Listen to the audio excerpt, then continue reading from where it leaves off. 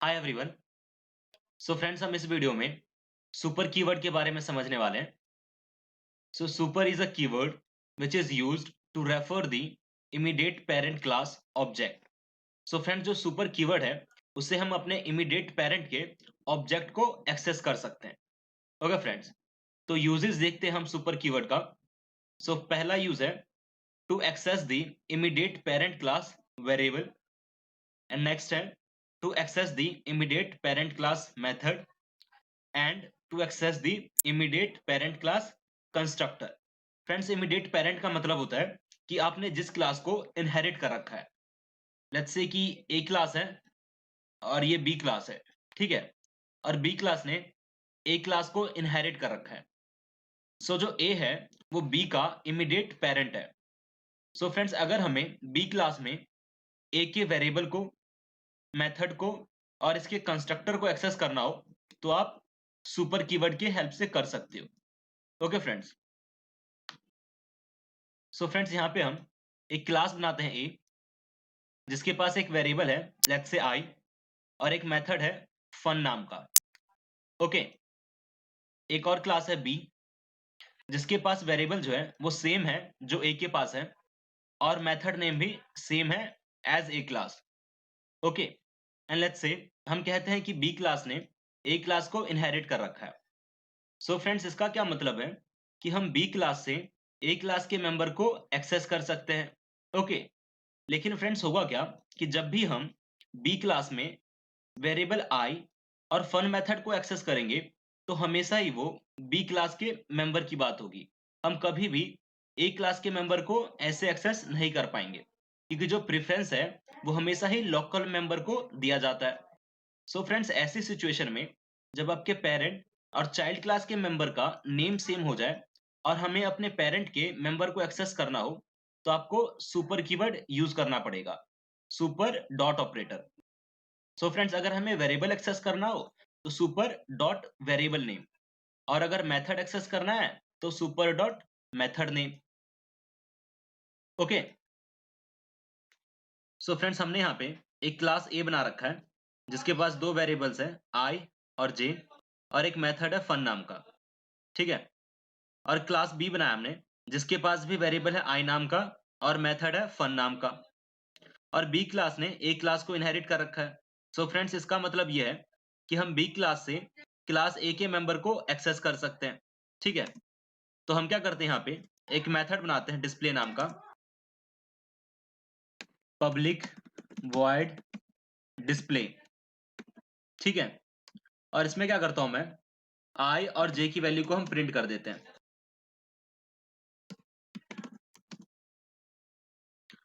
और फ्रेंड्स, यहाँ पे हम बी का ऑब्जेक्ट बनाते हैं न्यू बी, ठीक है। और इस डिस्प्ले फंक्शन को मैं कॉल कर देता हूं। सो फ्रेंड्स, इसको रन करते हैं हम। सो फ्रेंड्स, आप आउटपुट देख रहे हो 100 और 1। तो जो आई है वो बी क्लास का मेंबर प्रिंट हुआ है, ओके, और जे तो ए क्लास का प्रिंट हुआ है। सो फ्रेंड्स, जब भी ऐसी प्रॉब्लम होगी जब चाइल्ड क्लास और पेरेंट क्लास के नेम सेम हो जाएंगे, तो आप जब भी एक्सेस करोगे वेरिएबल या मेथड को तो हमेशा ही लोकल को प्रेफरेंस दिया जाता है, ठीक है।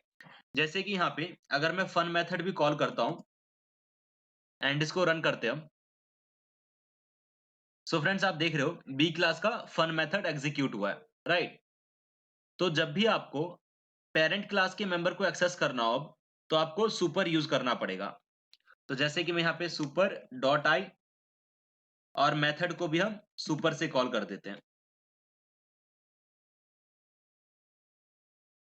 सो फ्रेंड्स, अब आप देख रहे हो कि 999 ए क्लास का आई मेंबर एक्सेस हुआ है, right.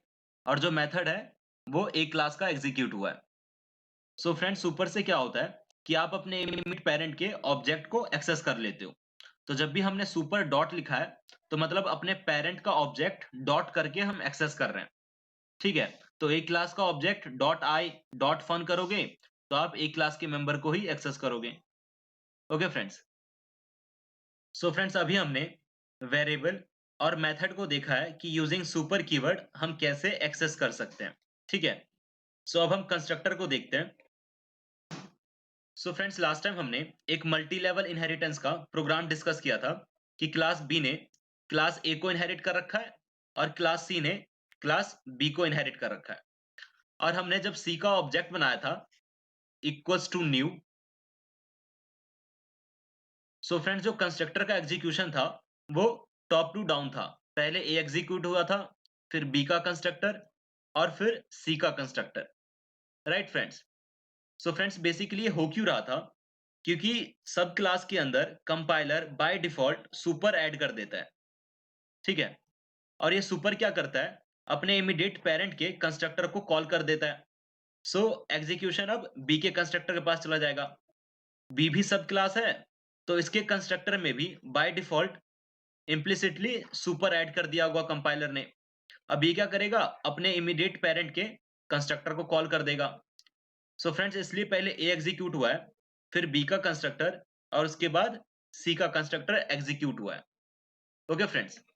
So friends last time हमने मल्टी लेवल इनहेरिटेंस का प्रोग्राम डिस्कस किया था कि बी क्लास ने ए क्लास को इनहेरिट कर रखा है और सी क्लास ने बी क्लास को इनहेरिट कर रखा है। राइट। और जब हमने सी का ऑब्जेक्ट बनाया था equals to new C and इसको रन करते हैं। सो फ्रेंड्स हमने देखा था जो कंस्ट्रक्टर का एग्जीक्यूशन था वो टॉप टू डाउन था, लेकिन हमने यहाँ पे सिर्फ सी का ऑब्जेक्ट बनाया। राइट। तो सिर्फ सी का कंस्ट्रक्टर कॉल होना चाहिए था। तो पहले ए और बी क्यों हुआ है? सो फ्रेंड्स बेसिकली हो क्या रहा है कि कंपाइलर बाय डिफॉल्ट सब क्लास के कंस्ट्रक्टर में सुपर ऐड कर दे रहा है। और ये सुपर क्या कर रहा है, अपने पेरेंट के कंस्ट्रक्टर को कॉल कर दे रहा है। ठीक है।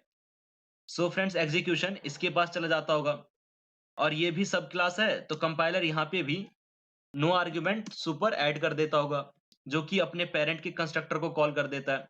सो एग्जीक्यूशन इसके पास आ जाता होगा। Okay friends. फिर ए क्लास का कंस्ट्रक्टर एग्जीक्यूट हुआ, देन वापस एग्जीक्यूशन यहाँ आता होगा। फिर बी क्लास का कंस्ट्रक्टर, देन एग्जीक्यूशन यहाँ, और फिर सी क्लास का कंस्ट्रक्टर एग्जीक्यूट होता होगा। ठीक है। सो फ्रेंड्स ये प्रोग्रामर की चॉइस है कि वो सुपर लिखे या ना लिखे। अगर नहीं लिखेगा तो कंपाइलर बाय डिफॉल्ट सब क्लास के कंस्ट्रक्टर में फर्स्ट स्टेटमेंट सुपर ऐड कर देगा। Okay friends. और फ्रेंड्स ये रूल है कि जो सुपर है वो हमेशा ही फर्स्ट स्टेटमेंट होगा। जैसे कि मैं इसको नीचे लिख देता हूं, तो आप देख रहे हो कि यहाँ पे एरर आ रहा है, constructor call must be the first statement in a constructor. So जो सुपर है वो हमेशा ही फर्स्ट स्टेटमेंट होगा सब क्लास के कंस्ट्रक्टर का। Okay friends.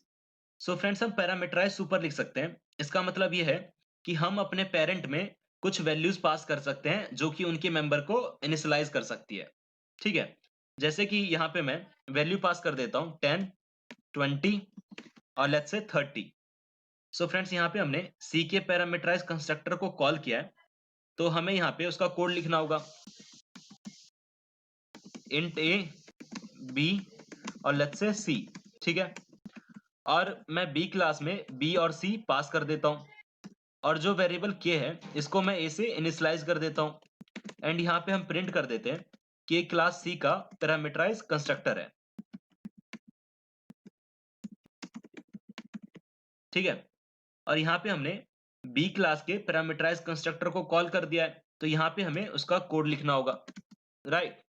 तो इंट ए, बी, और हम बी को पास कर देते हैं ए क्लास में, और जो वेरिएबल है जे इसको मैं यहाँ पे इनिशियलाइज कर देता हूँ, और यहाँ पे हम प्रिंट कर देते हैं कि ये बी क्लास का पैरामीटराइज कंस्ट्रक्टर है। ठीक है। और यहाँ पे हमें ए का पैरामीटराइज कंस्ट्रक्टर का कोड लिखना है बस। सो ये जो वेरिएबल है आई, इसको मैंने यहाँ पे इनिशियलाइज कर दिया, और यहाँ पे हम प्रिंट कर देते हैं कि ये ए क्लास का पैरामीटराइज कंस्ट्रक्टर है। ओके। सो फ्रेंड्स अब एग्जीक्यूशन कैसा होगा कि यहाँ से हमने सी क्लास के पैरामीटराइज कंस्ट्रक्टर को कॉल कर रखा है, मतलब एग्जीक्यूशन यहाँ जाएगा। ठीक है। उसके बाद हमने बी क्लास के कंस्ट्रक्टर को कॉल कर दिया है और बी और सी पास कर दिया है, तो मतलब 20 और 30। ठीक है। सो एग्जीक्यूशन अब बी क्लास के पैरामीटराइज कंस्ट्रक्टर पे जाएगा। उसके बाद हमने ए क्लास के कंस्ट्रक्टर को कॉल कर दिया है और 30 पास कर दिया है वैल्यू। सो एग्जीक्यूशन यहाँ जाएगा। उसके बाद आई की वैल्यू 30 सेट हो जाएगी यहाँ पे। उसके बाद ये लाइन एग्जीक्यूट होगा। ठीक है?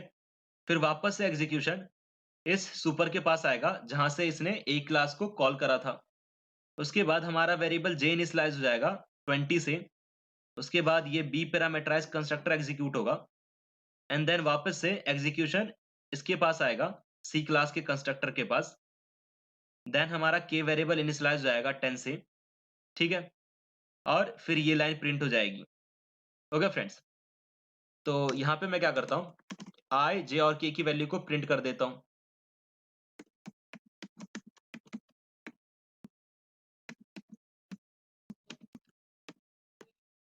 ओके फ्रेंड्स, एंड इसको हम रन करते हैं।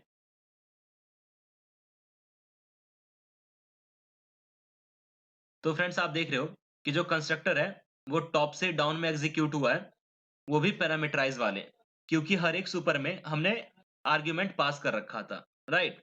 और ये 30 20 10 प्रिंट हो चुका है। ओके फ्रेंड्स, सो फ्रेंड्स एक और प्रोग्राम देखते हैं हम। तो हमने एक पर्सन क्लास बनाया जो कि पर्सन की प्रॉपर्टीज को स्टोर कर रहा है, पर्सन का नेम, एड्रेस एंड एज, और ये पर्सन का कंस्ट्रक्टर है।